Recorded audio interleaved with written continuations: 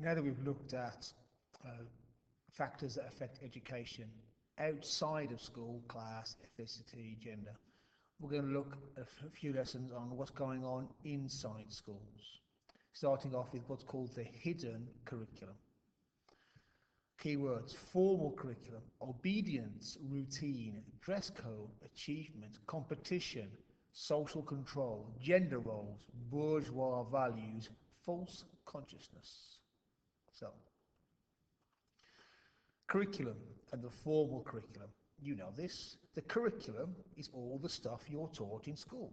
The formal curriculum are these subjects here: history, sociology, science, etc., etc. That's the formal curriculum, and everyone knows that's going on.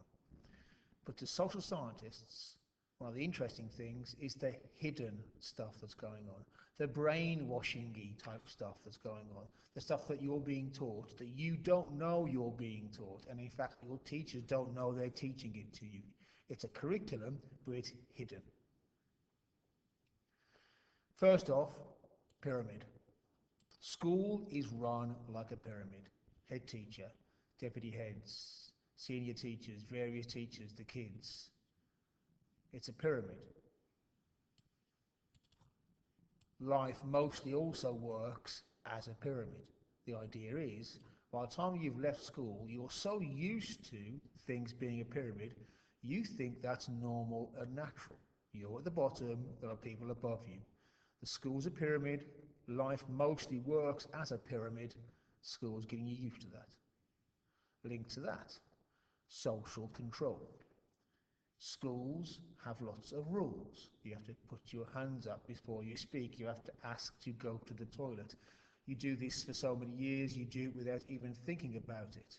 Again, when you're an adult, you are used to doing what you're told. It's your social control. Achievement and competition. Schools are competition. Life's a competition. In a capitalist economy, you compete for money and resources. In a school, you compete for grades. It's individual achievement, not the school. You will sit your exams and get your grade, just like you will get your job and earn your money. School claims to be a meritocracy. It's fair based on how hard you work, and life claims to be the same. School is getting you ready to take your place in a capitalist economy where you will compete with other people. Some people will win and be rich, others will lose and be poor. Routine. Do you remember at the start of the year when we had that meeting with you, when we asked you what subjects you'd like to do, what time you wanted to do them, and how long you wanted the lessons to be, and what you wanted to learn? Do you remember that? Well, you don't, do you? Because it didn't happen. There's no consultation in schools. You arrive, you are told what you're doing. You are told what teachers you have. You are told when the lessons are. You're told when school starts, when finishes, when to have a break, the lot. This is done with no consultation. You have no autonomy, freedom over how you do your work. Job's the same. When you leave school and you get a job, the boss will tell you what time to work, what time to start, what to do. The idea is schools can get used to that. It doesn't seem weird to you when you get a job because you spent your whole childhood being told what to do. Dress code. You come to school wearing a rather strange costume. This is the costume of our school several years ago.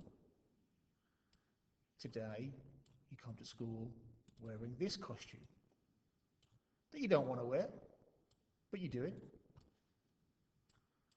Just like having a job where you turn up wearing what the boss says, not what you want. Furthermore, these uniforms you've got on, they're a copy of upper middle class school costumes, uniforms.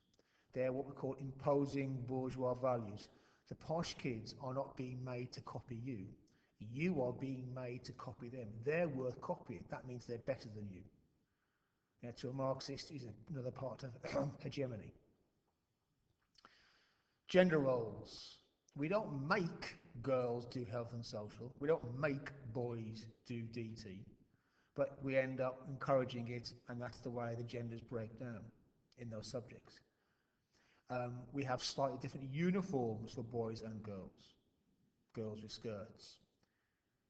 We have separate lessons, separate sports in PE. I can think of no good reason for boys and girls to do different sports. Yes, separate changing rooms, but why are they doing separate sports? To a feminist, it's all about schools. The hidden curriculum is enforcing and reinforcing the gender roles, treating boys and girls differently.